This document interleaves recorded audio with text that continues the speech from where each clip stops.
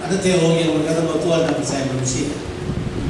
Cuma karena sebuah ayat di Alkitab yang berkata begini, ketika orang mau mengangkat Yesus sebagai Raja, Yesus tidak mau, karena kita bilang Yesus mengetahui hati mereka. Ya, Yesus tidak mau diangkat ini.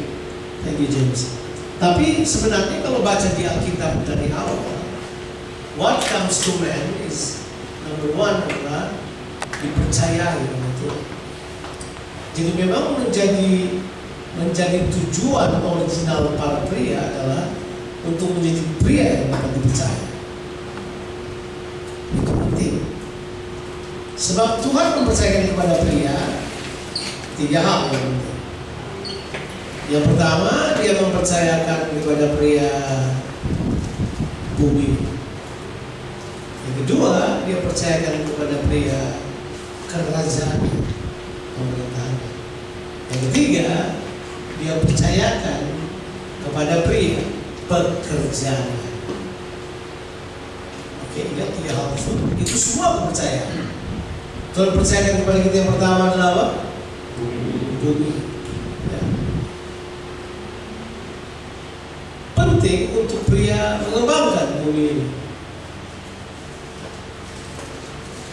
Bumi ini sangat luas dan jangan dibodohi oleh teknologi yang berpikir bahwa bumi kita tidak perlukan.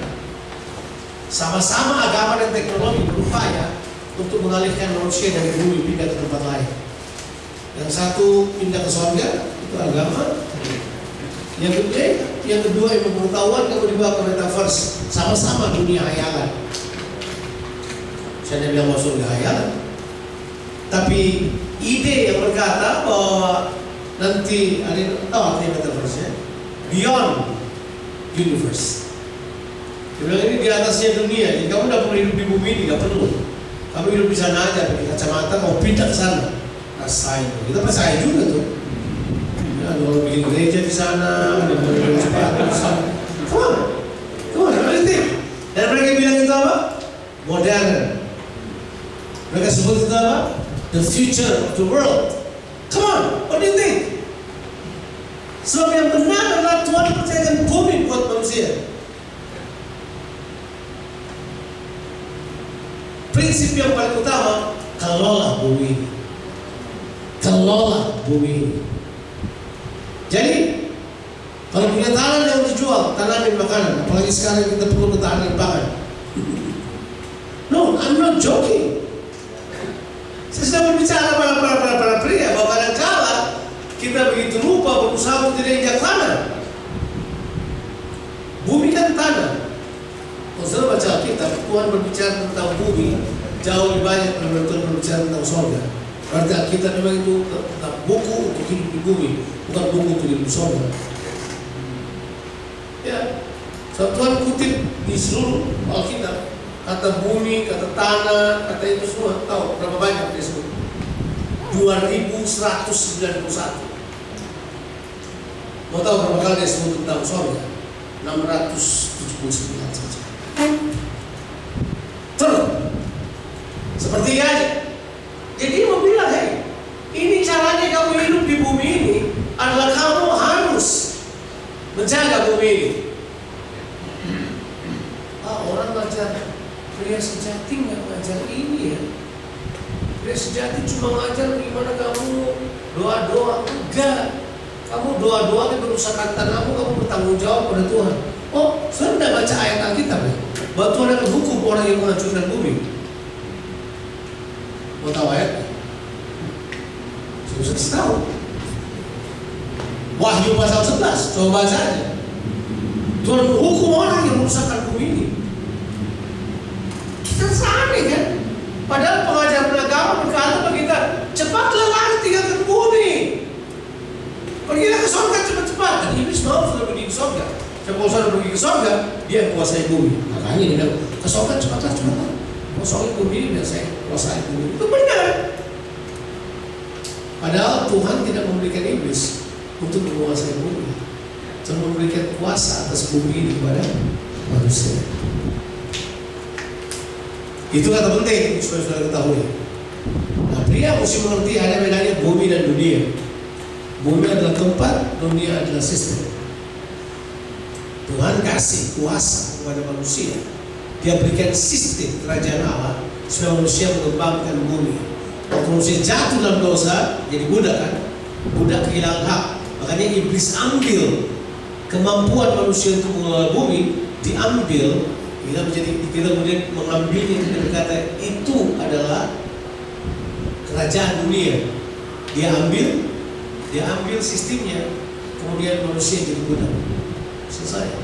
Makanya kita semua ini budak sistem dunia.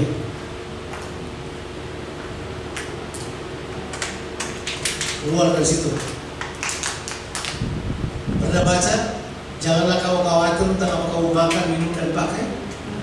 Itu semua kekhawatiran itu hanya di sistem dunia aja ada kekhawatiran. Tahu gak caranya iblis hancurkan para pria?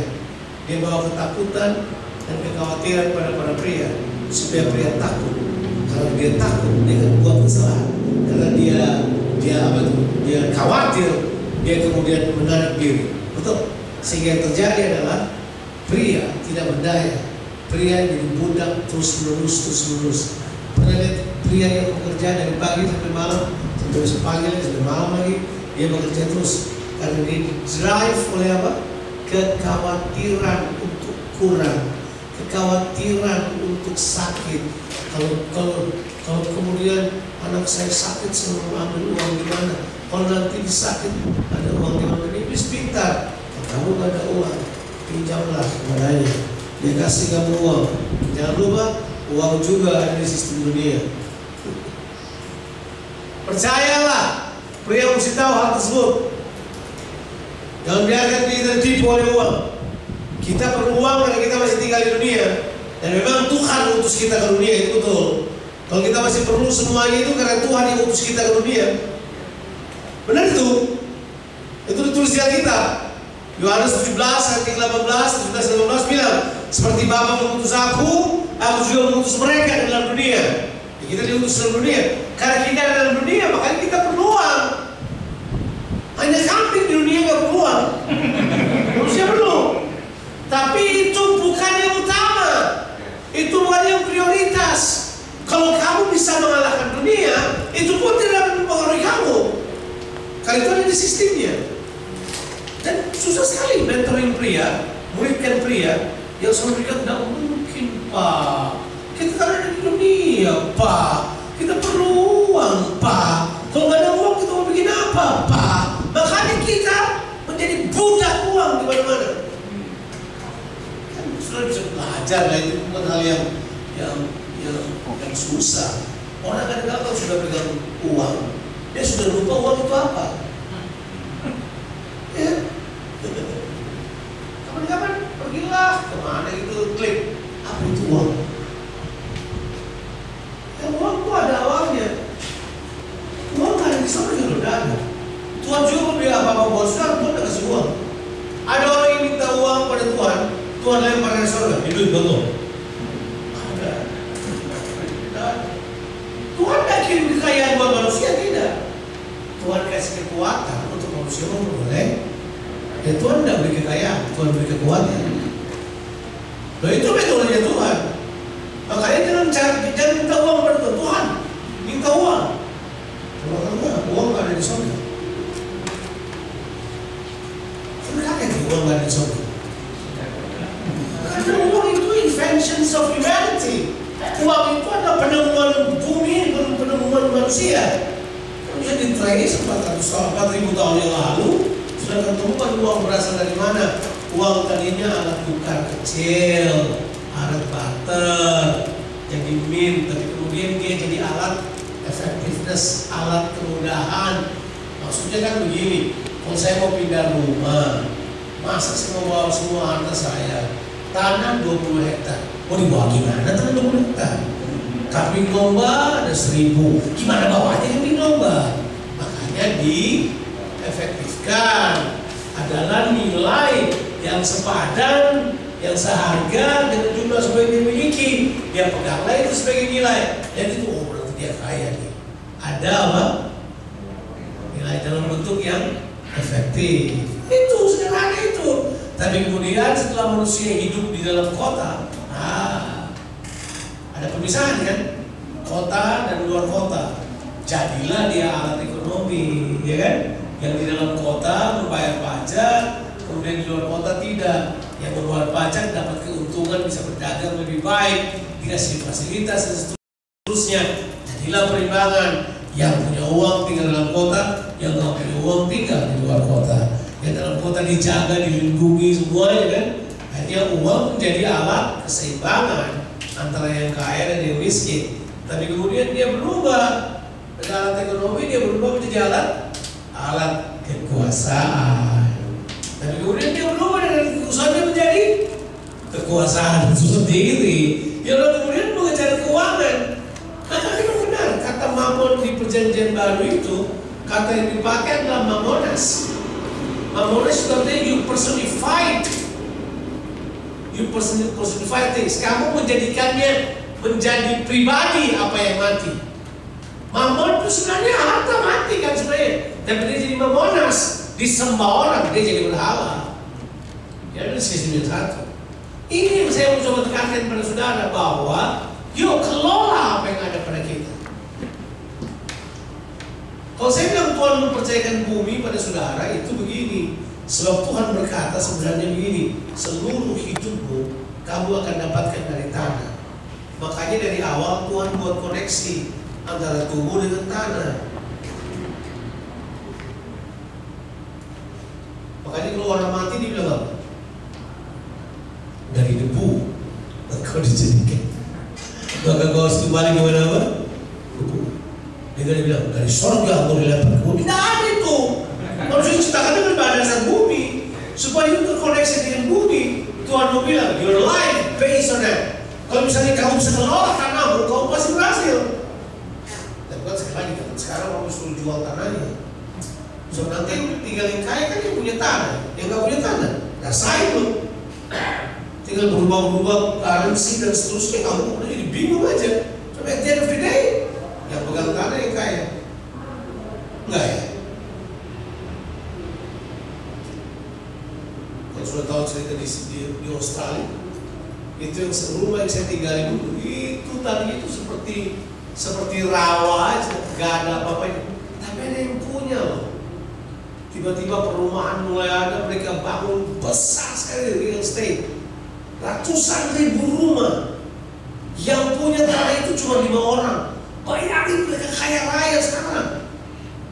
Ya, siapa belum mau beli rawa? Kita beli rawa bro, tanah. Sebenarnya kelola yang baik. Ketika orang mulai susah di kota, mulai meningkir, sekarang tempat yang tadinya rawa jadi hal yang luar biasa. Sudah gak bertanya, Tuhan kita itu Tuhan tanah.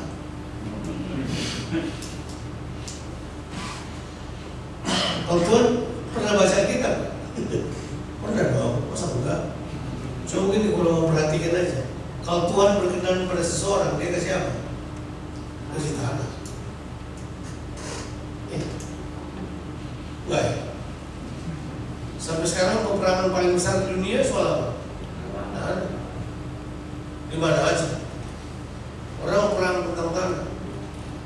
Karena tanah itu punya potensi yang luar biasa. Tanah punya potensi yang luar biasa. Dulu orang siapa mau pergi lihat ke Sulawesi Tengah coba? Habis gempa tiba-tiba. Makanya orang Sulawesi Tengah berkata, haleluya gempa di Palu. Karena tiba-tiba menyerang semua rumah. Wah tiba-tiba Sulawesi Tengah, investasi Cina di Sulawesi Tengah sudah lebih 120 T kali sekarang. Bayangin di sana. Dulu orang siapa pergi ke Sulawesi Tengah? Sekarang semua orang pergi ke sana. Sulawesi Tenggara itu penuh dengan para penambang karena tanah menjanjikan mereka. Harusnya siapa yang kelola tanah ini?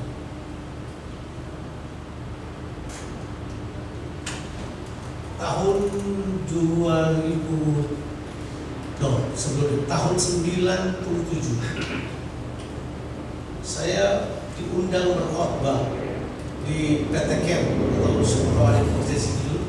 Itu PT Chem itu adalah perusahaan emas dari Australia, Kelayan Equatorial Mining.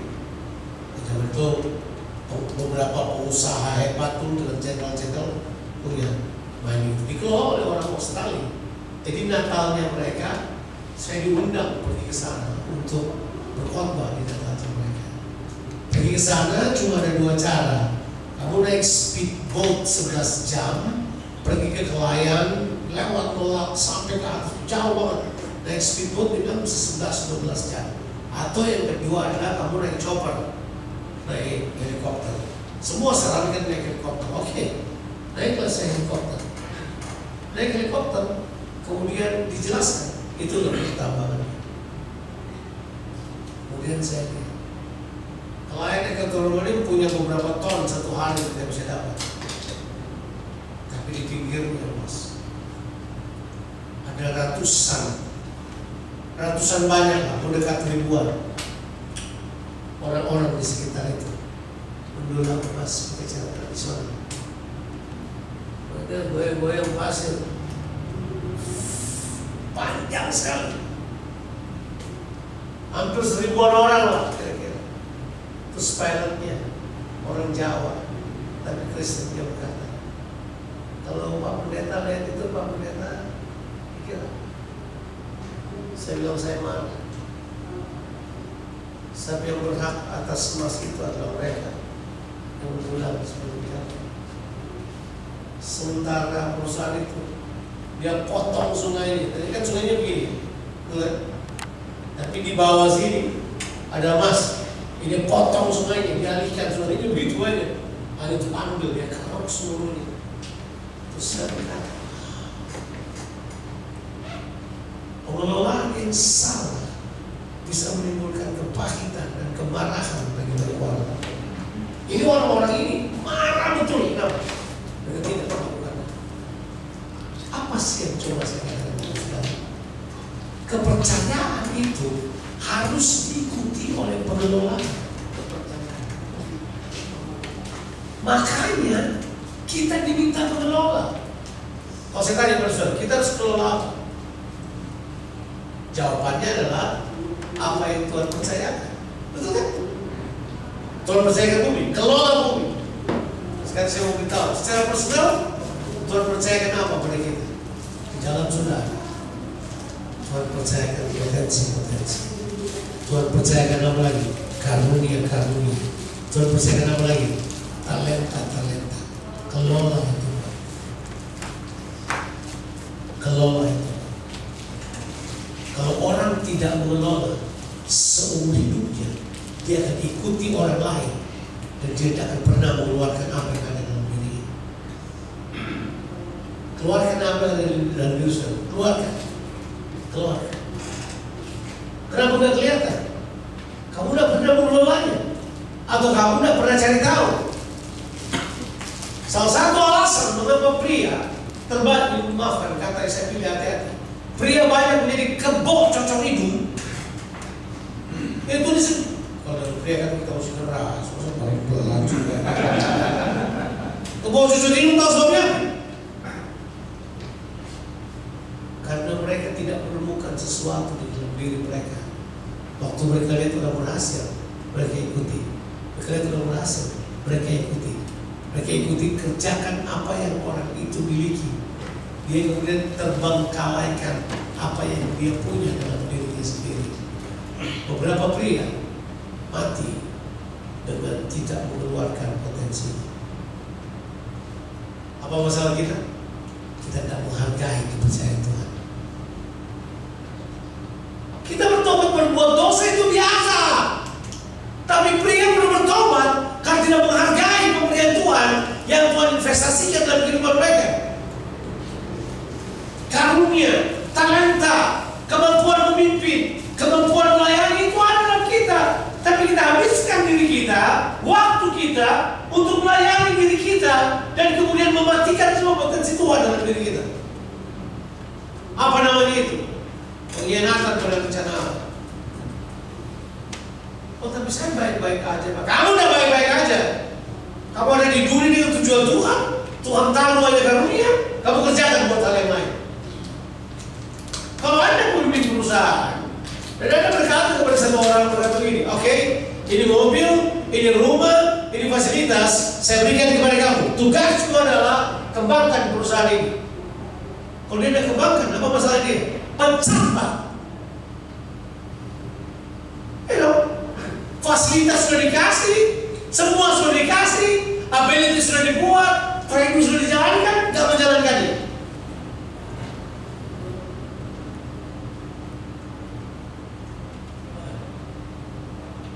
Ini masalah pria, saya pikir. Masalah pria. Pria dipercayakan bumi ini. Dan bumi buat pria itu ada di sini. Karena bumi itu sambung dengan tanah. Kalau kamu mulai mengeluarkan apa yang kamu miliki, mulai menggali tanah, mulai melihat potensi, mulai mengerjakan sesuatu, saudara akan terkejut, akan keluar perkara-perkara yang ajaib. Saya sedang mempersiapkan generasi masih kecil, umur 7-8 tahun. Orang berkata ini Pak Jonathan kan mau jadi naturalis sih. Jangan dia terlalu banyak baca tulisan si Brooks itu kan. Saya datang sama anak-anak, saya bilang kamu main di luar. Dan kamu beritahu buat saya, nikmatnya main di luar. Nikmatnya kamu berjalan tanpa alas kaki di atas rumput. Nikmatnya kamu berlari di atas tanah. Nikmatnya kamu berlari dibanding kamu kemudian cuma duduk di depan komputer. Separuh hidup di depan mesin. Kamu tidak tersambung begitu. Saya bukan aliran itu juga, saya bukan aliran naturalis. Tapi saya beritahu pada saudara bahwa saya diajar kayak gitu. Saya beritahu buat mereka, di dalam tanda ini, kalau kamu kelola, itu bisa beri makan kamu, bukan cuma kamu, tapi anak cucu juga. Saya harap dia dengar itu. Tuhan percayakan kepada kita apa? Yang kedua dia percayakan apa buat kita? Saya bilang apa tadi? Ya? Dia percayakan kerajaan. Apa kerajaan? Kerajaanku adalah keluargaku. Kalau mau tahu kerajaanmu di mana? Di keluargamu. Keluargamu adalah kerajaan.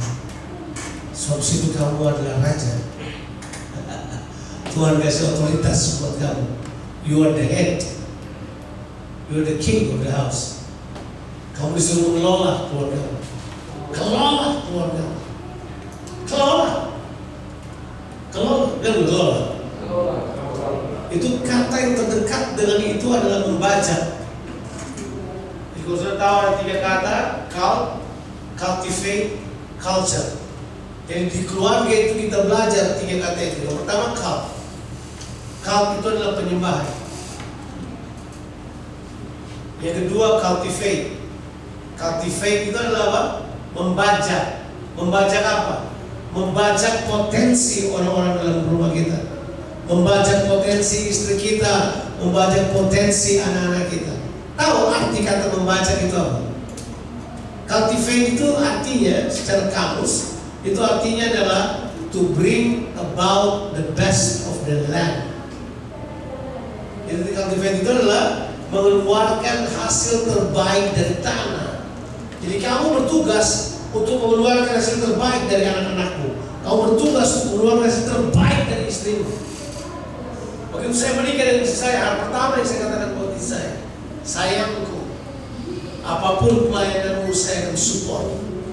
Kamu pergi kemana aja saya akan support. Kamu kerjakan apa sih yang Tuhan mau, saya akan support kamu. Ya. Saya tidak berkata tinggal di rumah layaknya suami, enggak. Tugas saya bukan cuma itu. Tugas saya mengeluarkan terbaik dalam dirinya. Sebab saya rajanya, saya kepalanya, saya pemimpin dalam rumah saya. Saya punya tugas membawa kepercayaan, mengeluarkan terbaik dalam dirinya, baru kemudian membangun kultur yang dapat saya pindahkan pada keturunan yang berikutnya. Halo? Pria, come on. Saya nggak ajar lagi yang dosa ini 5 dosa, udah bukan. Astaga, 5 dosa terus sudah selesai kita. Udah kembalikan itu. Sudah dikembalikan pada tanggung jawab. Menurut saya, kalau orang mengerjakan tanggung jawab, dia lupa buat dosa. Wow. Saya bertahun-tahun mengurus peraturan lebih banyak. Kita buat aturan, sebenarnya udah buat dosa. Yesus datang dia berkata ini, kamu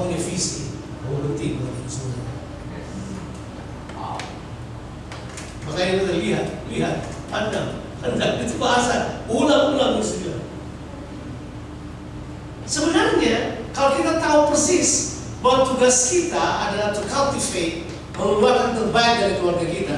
Kita akan habiskan waktu kita lebih banyak pada keluarga kita daripada segala yang lain.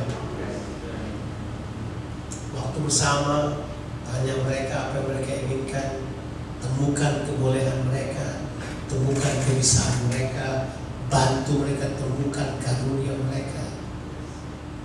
Orang tanya pada saya, Bang Jo, kenapa anak-anakmu sekarang melayani, Bang Jo? Kenapa anak-anakmu sekarang berkhotbah? Dan khotbah mereka sudah kayak kamu sekarang, katanya. Mereka udah berisi sekali, bobot teologianya bagus. Padahal saya tidak pernah ajar mereka. Saya tidak pernah ajar mereka. Sebab memang anak-anak tidak pernah belajar untuk mendengarkan kita. Mereka belajar untuk meniru kita. Terbanyak mereka belajar karena meniru kita. Benar katanya kau kan?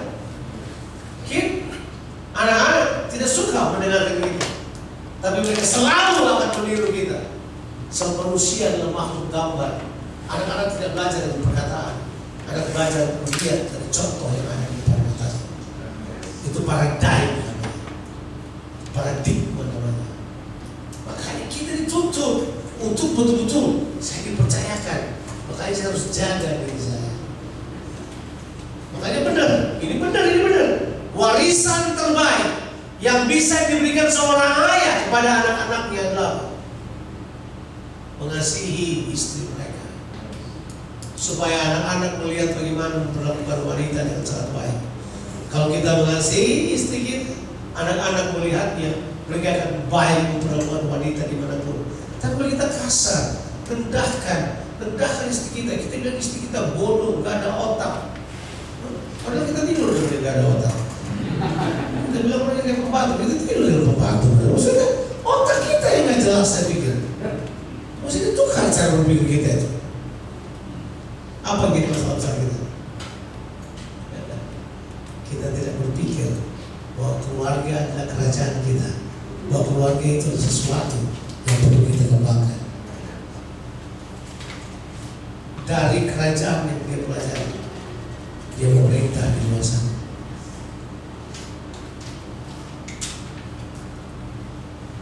Saya membaca sebuah buku. Di buku itu ada seorang berkata begini, cerita. Saya pernah datang di sebuah kota, di mana kota itu ada distrik kecil. Distrik kecil ada beberapa komunitas di dalamnya. Tapi orang mengenal kota dan distrik itu sebagai tempat yang menghasilkan pemimpin-pemimpin besar di bangsa itu. Terjadi di Swedia. Jadi kemudian orang tanya, wawancarain pada ibu-ibu yang ada di situ. Mereka tanya pertanyaan, Bu, benarkah kota ini melahirkan pemimpin-pemimpin? Mereka ketawa. Di kota ini melahirkan bayi-bayi.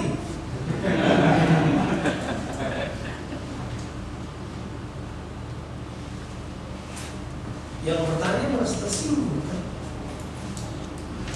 Terbukti di luar melahirkan pemimpin. Ya enggak, kita melahirkan pemimpin, kita lahirkan bayi. Kemudian kepala sukunya berkata dari sana, ya, ibu-ibu itu melahirkan bayi untuk membesarkan satu anak, untuk satu desa yang membesarkan dia. Tapi itu dimulai dari bapaknya yang selesai. Mereka mau tulis tesis apa? Orang besar lahir dari mana? Atau orang besar waktu lahir juga anak-anak. Lahir juga. Kalau dia nggak dikelola jadi apa dia? Apakah awal bentuknya? Enggak. Semua anak muncul dengan gambar. Kemudian saya kemana maksud seperti ini? Ayah istri saya itu adalah satu orang yang cukup kaya di Tanah Toraja. Di zamannya. Padahal dia cerita sama saya sambil menangis. Dia panggil nama saya sesuai nama anak saya yang pertama, Bapak JC. Saya dulu jongos. Saya hari itu pengen tulis bagus gitu, jongos. Semua orang tulis, bos kita mau pakai kan? Tapi kalau jongos kita mau pakai. Paradise. Hebat saya dulu jobs. Saya tidak punya apa-apa. Saya tinggal 12 kilo dari kota Makassar. Jadi dia pagi dari jam 5 pagi udah jalan. Karena dia sekolah siang, dari pagi udah datang, simpan dulu bukunya di lubang-lubang di gunung-gunung dekat sekolahnya. Kalau dia pergi kerja kasih makan babi orang lain. For years dia buat itu. Saya yakin papanya ini tuh turunan China lah ya. Keluarganya tangke selalu gitu dia itu ya, tanglah, saya tanglah ya. Orangnya luar biasa sekali. Begitu orang diterima masuk tentaraan, dia masuk tentara sebagai tentara rakyat. Dia hendak pakarnya mayor angkatan udara. Dia kemudian berbisnis, dia kelola apa aja. Dia bilang apa? Dari mana saya mulai pengelola ini? Saya kelola babi yang dibesarkan saya. Mampus. Saya dengar sedikit. Semua orang dikasih rumah dia bangun, hotelnya bangun, semuanya tanahnya di mana-mana. Dia mulai dari mana? Pengelola babi, bukan dia punya, orang lain punya. PP10 terjadi, yang punya itu diusir kan mereka pulang pergi ke Cina, tapi waktu mereka tinggalkan Indonesia, dibawa ke Hainan. Makanya dia cari, setelah dia kaya dia cari ke orang ke Hainan. So kemudian semua yang diberikan kepadanya. Amazing ceritanya. Kalau kita belajar, dia cuma karena katakan kata saya jomos, tapi jomos yang mengelola lebih baik daripada orang tua atau orang kaya yang malas. Wow, come on, itu realita. Tidak ada buku yang ajar itu, tapi itu terjadi. Kita tidak mengembangkan apa yang dipercayakan. Dia percayakan kita apa? Kerajaannya. Dan kerajaannya ada di keluarga kita. Saya sudah bilang, keluarga itu kontainer dari kerajaan. Kerajaan kita beroperasi pertama di keluarga kita. Kamu udah bisa bereskan keluargamu, jangan harap memimpin di luar dengan apa-apa. Makanya dia bilang, pernikahan harus dihormati dalam segala keadaan. Wow. Yang terakhir, dia percayakan apa pada kita? Pekerjaan. Dan saya yakin Apostle Wing udah datang mengajar kepada saudara tentang ergon. Ergon itu yang harusnya berjalan bersama dengan ketaatan. Ya, kalau kepercayaan adalah pengelolaan, kalau pekerjaan dengan ketaatan. Dan lo pekerjaan. Ergon. Ergon itu apa? Pekerjaan. Itu bahasa apa? Bahasa perjanjian baru. Kalau bahasa perjanjian lama, berbuahlah. Parah. Tahu arti berbuah? Sebab berbuah itu adalah bekerja. Bekerja memberi buah. Ini Paulus yang bilang. Coba kita baca ayatnya. Baik, karena saya sudah ngomong baca ayat. Tapi nggak apa-apa. Saya berharap saya kasih pada saudara nuggets, nggak ngomong-ngomong sembarang. Filipi pasal 1 ayatnya yang ke 21 sampai 23. Coba kita baca. Ada sebuah kata yang saya mau saudara ingat, kata ini tentang pekerjaan. Ya, karena bagiku hidup adalah Kristus dan mati adalah keuntungan. Ayat saudara hafal kan? Ini ayat kita bisa pakai kalau orang mati biasanya, ya kan? Ya, ayat berikutnya, coba kita lihat ayat berikutnya. Tetapi jika aku harus hidup, tetapi jika aku harus hidup di dunia ini, tetapi jika aku harus hidup di dunia ini, itu berarti apa? Bekerja memberi buah. Sudah hidup di dunia nggak salah? Artinya Yesus bekerja memberi buah. Arti kehidupan itu adalah bekerja memberi buah. Nggak bekerja nggak ada buah. Berarti pekerjaan kita mengeluarkan apa yang ada di dalam kita. Halo? Makanya bekerja apa aja. Makanya di kerajaan Allah tidak boleh orang malas, tidak boleh orang nggak kerja, harus kerja, harus. Makanya kalau dia bilang bekerja jangan makan. Saya tahu dia kalau mau kerja ya udah, kamu nggak dulu terus. So dia bilang kalau aku hidup dalam dunia itu berarti aku apa? Bekerja, memberi uang. Saya mengadakan studi sih sebenarnya ini. Studinya studi bekerja. Harusnya bekerja saya umur berapa sih?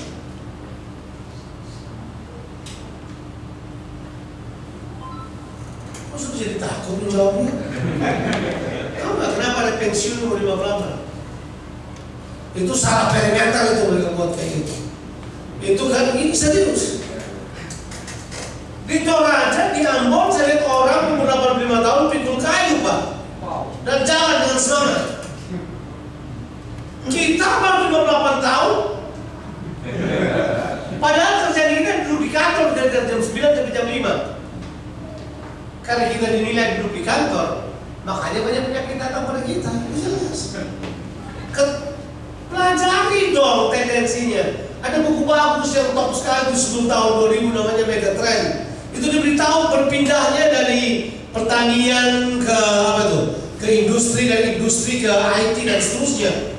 Amerika itu dia tutup semua pertanian, ganti kantor-kantor banyak. Ini orang yang biasa kerja di ladang, yang biasa nyangkul sampai umur 60-70 tahun, sekarang pindah duduk tiap hari. Ya pindah kita lah. Kemudian performanya mereka diukur dengan cara duduk-duduk di kantor dari jam 9 sampai jam 5. Performa apa itu? Dunia memang mulai gila. Makanya orang yang kerja di kantor terbanyak sakit. Orang yang kerja di ladang, terus kita bilang, kasihan orang-orang tua, dia lebih sehat dari lo. Ada aja. Dia nggak pernah beli, lu udah beli gimana? Nggak beli udah bengkok. Dia nggak pernah masih seret, masih angkat kayu, belah kayu. Coba. Dan kan terakhir, penemuan terakhir, the most productive age in life berapa? 60 tahun. Gak percaya? Google aja sekarang. Coba Google aja. The most productive age 60 years old, 60 to 70. Kita sudah pensiun 58. Lucu. Belum pernah nanti sudah pensiun. Apa masalah kita? Tidak produktif, tidak menghasilkan buah. Makanya kita punya pensiun diukur pada usia. Tahu nggak? Nomor 1 60 sampai 70. Tahu nggak? Kelompok umur kedua yang disebut dengan produktif. 70 sampai 80, 50 sampai 60 kayak saya. Belum, itu nomor 3. 30 40. Apa tuh? Semua masih mencoba-coba, belum ada buahnya. Ini benar. Ini benar. Ini berdasarkan penelitian Torley yang berkata bahwa mereka itu lebih matang, punya hubungan. Sekarang banyak kan yang kaya-kaya mendadak, 23 tahun punya harta 5 T. Ada banyak. Tapi dia nggak tahu bikin apa hartanya. Besoknya dia gantung diri, buang diri dan tinggi. Gitu. Punya semuanya, nggak punya kekuatan ini. Apa masalah kita? Kita tidak tahu bekerja memberi buah untuk hidupnya. Keluarkan buah. Perintah Tuhan begini. Kalau saya bilang firman Tuhan pertama buat manusia, dunia, berbuah. Sayang terjemahan Indonesia langsung, kan dia pikir waktu itu manusia cuma satu kan, dia bilang beranak cucu lah. Padahal artinya sebenarnya parah itu adalah berbuah. Halo? Berbuah. Dan berbuah artinya bekerja. Bekerja, memberi buah. Bekerja. Nggak ada kerjaan. Siapa yang bilang kamu cari pekerjaan? Alkitab tidak ajarkan kamu cari pekerjaan. Alkitab mengerjakan, mengeluarkan pekerjaan. Makanya kita bukan employ, kita deploy. Employ, kamu jadi employment, pegawai. Deploy, kamu keluarkan dari dalam saudara.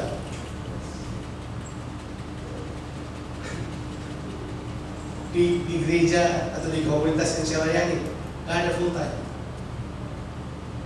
Saya nggak full time. Saya nggak digaji oleh gereja. Cuma karena aturan pemerintah Australia harus ada satu senior minister untuk komunitas kayak gitu. Jadi dipilih siapa yang harus digaji. Istri saya aja yang digaji, yang lain nggak. Semua melayani semuanya, nggak ada yang digaji. Kalau saya berkompeten nggak digaji, saya mengajar nggak digaji, saya berkata nggak digaji, nggak ada. Tapi apakah saya ngerti kurang? Boleh tampak samping? Kurang makan? Coba. Kalau kita berbuah beda Pak, beda. Sebab buah itu dinikmati, bukan kita yang nikmati. Dan biasanya kalau orang nikmati buah yang bagus, dia bayar berapa saja untuk buah tersebut. Makanya emang kalau bank saya kosong-kosong, enggak. Ada saatnya kosong, tapi saya tahu saatnya diisi. Karena buah dari saya belum selesai. Buah di pemikiran saya masih dihargai. Nasihat-nasihat apostolik saya masih diikuti. Saya masih berbicara di depan orang.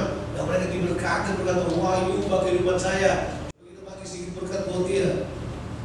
Kalau kita belajar, hey it's alright. Kalau saya produktif, saya tetap berjalan dalam hidupnya ini. Bukan soal uangnya, tapi produktivitasnya. Makanya saya tidak pernah terdorong pelayanan karena uang. Saya terdorong pelayanan karena uang itu penipuan terbesar. Padahal uang yang di luar tidak sebanding dengan harga yang ada di dalam diri saya. Saya ketemu orang punya restoran paling besar di Amsterdam. Ini nama saya ingat jalan Faisal Straat namanya. Ini restoran. Anaknya dua-dua. Karena mungkin tidak tahu ya, mereka menikah, ada yang salah pada genetik suami istri. Anaknya dua-dua cancer. Almost die. Salah satu sudah almost die. Saya datang, saya berdoa buat mereka.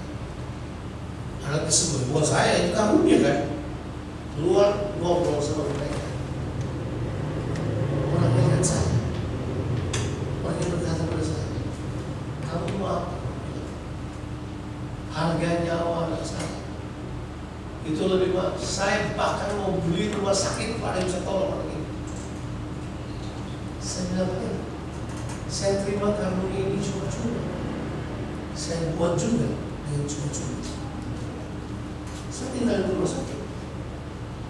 Kalau saya kata, oh sekali kamu, dan kamu udah bilang harga aja. Kan sama juga kan. Dia mau kasih. Saya bilang bukan. Kita tahu kok kalau kita buat ini bukan untuk itu. Tapi sukacitanya adalah orang yang bisa ditolong. Sendiri. Saya tidak pernah melayani karena mengajar itu. Dan saya masih ingat, saya Cordelis Wing sama Samuel Saputra. Kita dulu kayak leading lah. Kita kan leading bersama, tapi ada waktu di mana kami bertiga yang menjadi apostolik decision making. Saya masih ingat sekelompok orang dari Amerika datang menawarkan uang buat movement kita. Saya bilang begini, Pak, kerjaan Bapak cuma bangun-bangun buka kerja rumah aja. Kami yang biayai. 1 tahun udah banyak sih, 700 juta. Itu kan banyak waktu itu. Ada dua saling melihat, waktu kita berpindah-pindah dan pernah ada yang tahu kan itu buat kita. Saya lihat saya lihat dia, saya lihat dia lihat saya, kita lihat-lihatan. Tapi itu keyakinan susun bersama. Kita memutuskan, kita tolak pemberian penghargaan. So, itu berarti kita menjadi apa? Mudah mereka. Yang kedua adalah kita beritahu mereka, kalau kita terima ini, kita kehilangan kesempatan untuk investasi di generasi ini. Karena ada orang Indonesia ya, bego banget sih, pakai otak dong. Sampai hari ini kita bahagia kok. Itu putusannya itu 98/9/2000, sudah 4 tahun yang lalu. Kelihatan kan kita sekarang miskin? Kelihatan kan? Kelihatan kan setelah kita putusan itu kita nggak ada uang buat kita? Apakah Bapak Cornelius Swing jadi miskin? Apakah Pak Samuel Saputo jadi miskin? Apakah kita kemudian minta uang jalan-jalan les berdua? Tapi kita tahu mengelola pekerjaan kita. Kita tahu kelola.